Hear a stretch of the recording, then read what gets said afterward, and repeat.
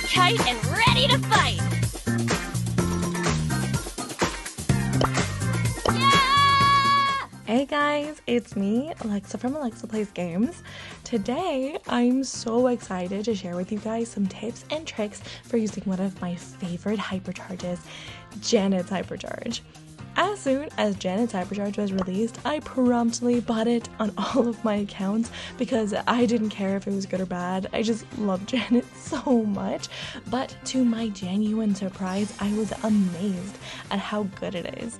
Maybe because I mastered her when she was D tier and she just didn't have the power she needed to compete in the meta back then like she does now. But it was very obvious upon release that her Hypercharge is like ridiculously good. The thing is though, her Hypercharge was super good. S tier, according to pros from all over the world, didn't break the game because it is a high skill Hypercharge. A lot of players I know have called it a bad Hypercharge, including my Valentine Eddy, because it's just not very intuitive.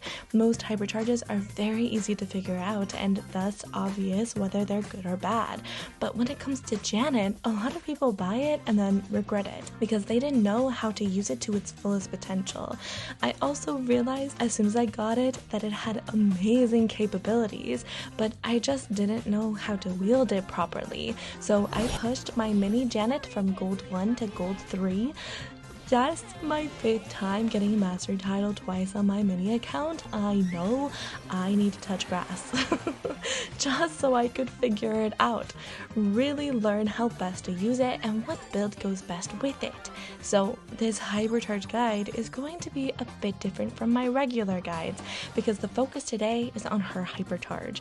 If you want a guide that focuses on playing Janet without a Hypercharge, definitely check out my Janet guide. Don't worry though, I am going to go into some other stuff I didn't include in my original guide and this guide as well, so stick around if you want to learn how to have hypercharged ice in your veins, just like that girl, Janet. Janet's Hypercharged Magnum Opus, which as a former drama geek I can attest, that is an amazing name for her Hypercharge, but I digress.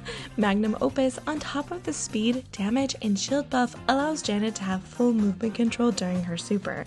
This, of course, is amazing in theory and practice, because one of the hardest things about playing Janet has always been that it's so hard to get kills with her super, because it forces you to move forward instead of being able to hover, and do curved turns instead of straight side-to-side movements. Our Hypercharge is so good because it gives you full control over her movement, but just like with using her regular super, there's a technique that comes into play while using it. So let's get into it, starting with the more straightforward part of her Hypercharged mechanics, her basic attack. It's gonna be a trip! Rocket fueled awesomeness! Now you might be wondering, Alexa, Hypercharges are tied to supers, what does her basic attack have to do with anything? Actually a lot, so bear with me. Janet was bottom of the meta for so long because she just did not deal the damage required to really make an impact on the game, especially since the meta was, and well, still is, so tanky. So the 500 damage buff she gets does help her considerably before she takes flight. And that's the thing. You don't have to take flight immediately after hitting your Hypercharge with Janet. Every bomb in your Hypercharge super will still be hypercharged as long as you take flight before your Hypercharge times out. So if you're in a good position, it can actually be very beneficial for you to wait and use her super just before it times out. This way your Hypercharge duration lasts another 6 seconds longer while you're mid-flight. This is a technique I've seen a lot of pros utilizing, including STMN's Pain, who does have her title, and I have been dying to see him use Janet ever since he added me like half a year ago. He uses this technique a lot, and it makes sense when you think about it. If you want to team wipe with her Hypercharge super, then wearing down the enemy team with buffed basic shots will set the stage for you to team wipe once you're in the air. But it can be risky to do that if you're in a life or death situation, and sometimes you need the invulnerability of her super to get out of tight spots. So make sure before you do this that you have plenty of HP and won't accidentally waste your Hypercharge. No, but seriously though, guys, Kane's Janet is glorious.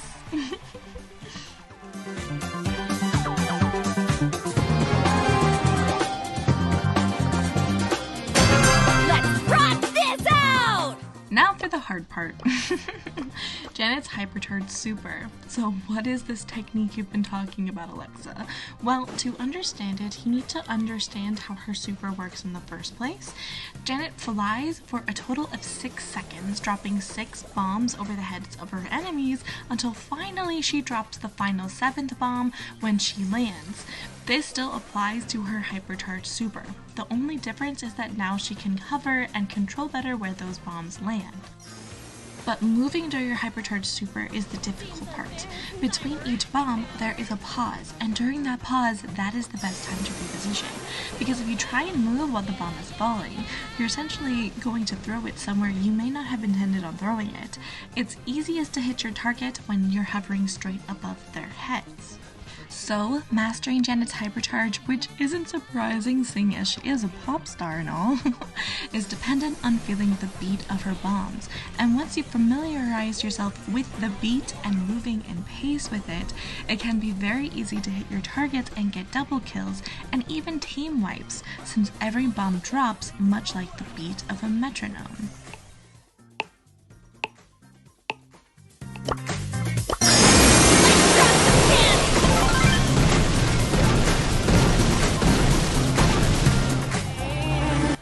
If you accidentally throw a bomb, be patient, don't move for the next bomb, and then just move with the rhythm from that point. In a game, you probably won't hit an enemy with every bomb, and that's totally fine. But the better you get at feeling the rhythm, the more bombs you'll be able to drop on top of your enemies' heads.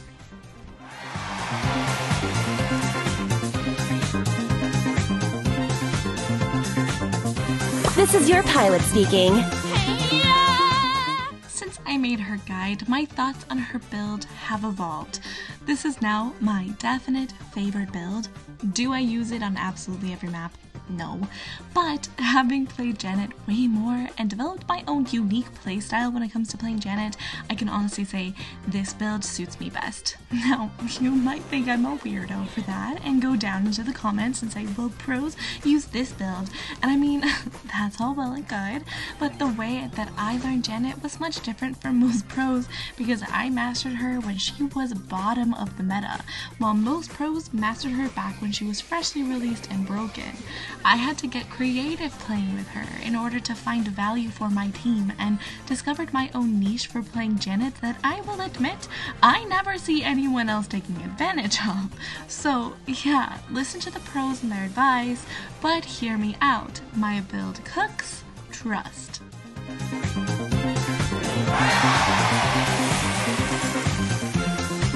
Let's reach for the stars, baby! So first of all, my preferred gadget, drop the base.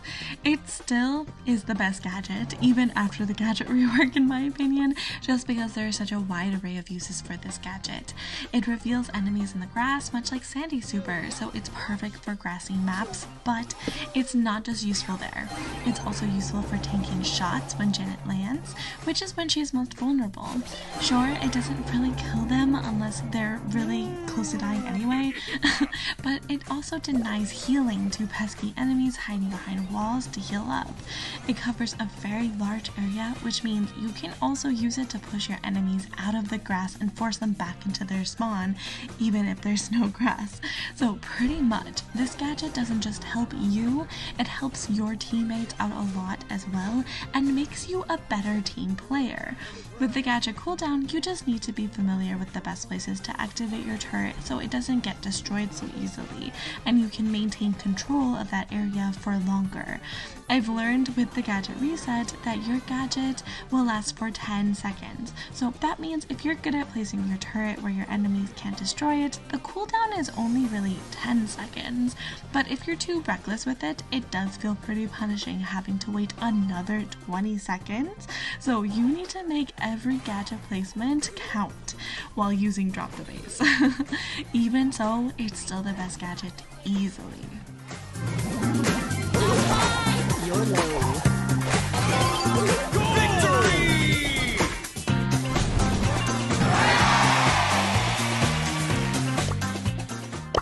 preferred star power might surprise you because I'm sure you've heard pros say you need a vocal warm-up to play Janet.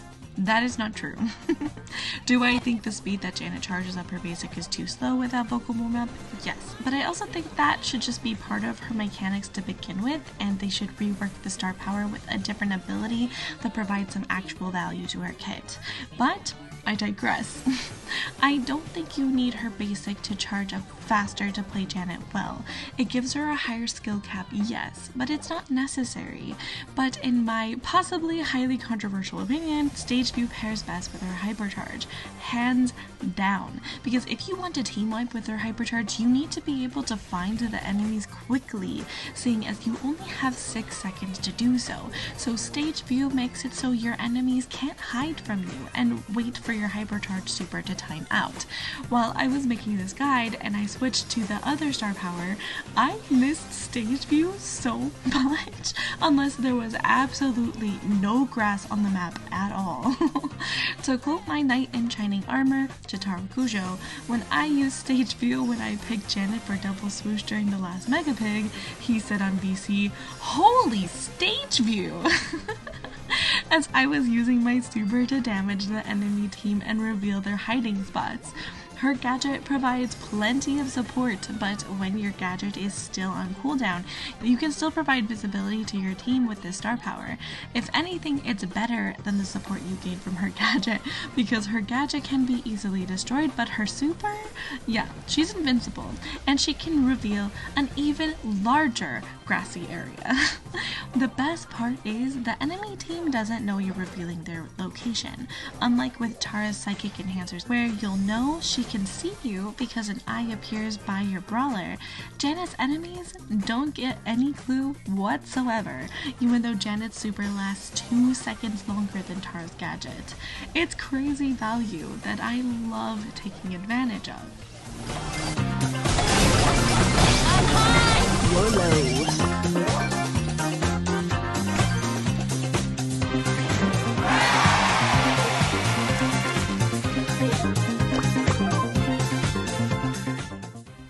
It's not the only build I use though. This is the build I use on maps that have very few patches of grass and a lot of walls. If there aren't many walls, I may still just go and drop the base, but it depends. There are a few Brawl Ball and Hot Zone maps where I feel like there isn't enough grass to feel like you get enough value from Stage View, like Backyard Bowl and Ring of Fire. So if that's the case, I will use Vocal Warm-Up. I also find myself pairing it with Backstage Pass quite often because maps with a lot of walls attract throwers, and I only really use Backstage Pass to counter throwers or deal with squishy brawlers healing up behind walls. That's why I'll also use damage and shield with this build, because you're making pretty much assassin's plays with it. If you use Backstage Pass on a grass map though, please never play Janet again, how dare you. Backstage Pass is not a team player gadget. It's really only helpful to your team if you deal with throwers for them. So it's great for solo showdown, just not so great for your teammates in 3v3. Unless you really do just target those throwers, because man, they're annoying.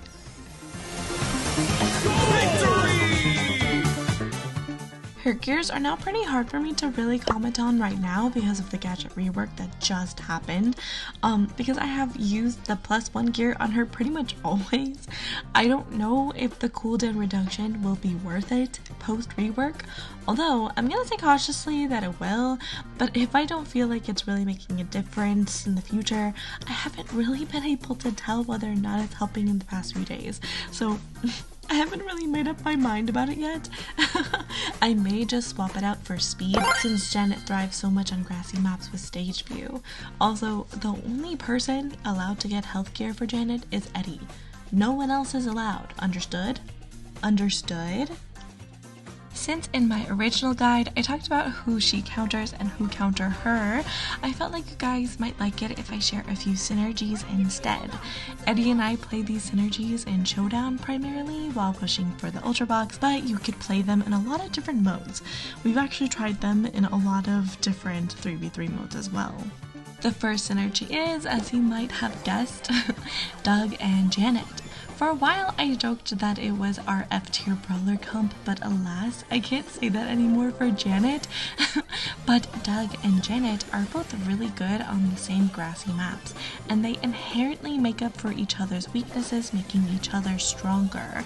Doug is strongest when it comes to up-close interactions with his extra mustard gadget that deals double the damage as his usual attack.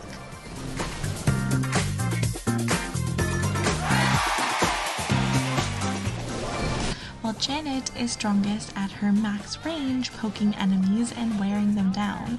I take it a step further by providing as much vision for Eddy as humanly possible with my favorite build, and our dynamic playing this duo is I seek the enemies and Eddy destroys them.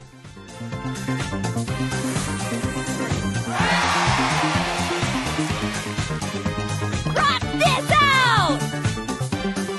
Smartphones? Stupid people. Another synergy that shocked us by how well it worked is Janet and Kit. Now, Eddy will claim that the kitty is his main, but really he is more of a Melody and BB main. I will concede, however, that he is ridiculously good on the kitty. This synergy is kind of the opposite of the Doug and Janet synergy because it's a case of their strengths enhancing each other's strengths. The kitty is untouchable while he is riding on someone's back, and Janet is invincible when she's flying. You guys following me here? So not only can they form a super objective completing team in modes where the objective is to stay alive, like bounty or knockout, they also become a deadly combo when Janet is hypercharged, since both Janet and the kitty can drop bombs on people while enjoying their invincibility.